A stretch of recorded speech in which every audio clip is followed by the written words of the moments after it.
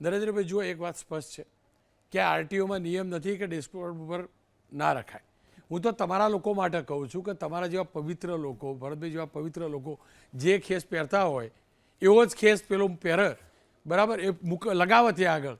તમારું નામ ખરાબ થાય, તમારા રાજનેતાઓનું નામ ખરાબ થાય, પવિત્રતાનું નામ ખરાબ થાય. ભરતભાઈ, તમારા જેવા બધા જે સૌરાષ્ટ્રના, ગુજરાતના પવિત્રતા આખે મહેનત કરી કાર્યકર્તામાંથી નેતા બન્યા, એમનું નામ ખરાબ થાય. નીતિનભાઈ આ જ કહેવા માગતા હતા. કદાચ હું મૂકવો એ ખોટું નથી, પણ ખોટી નિયતથી મૂકવો ને એ ખોટું છે.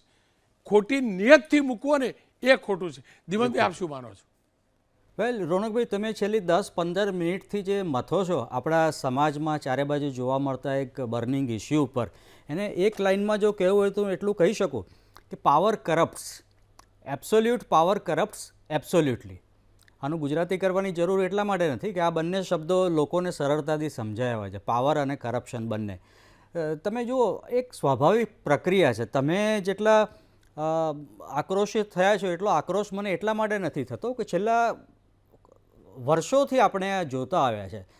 પણ નવાઈની વાત એ છે કે જે એબ્સોલ્યુટ પાવરની આપણે વાત કરીએ છીએ એનાથી કરપ્ટ થતાં કોંગ્રેસને 1947 પછી 25, 30, 40 વર્ષ લાગ્યા.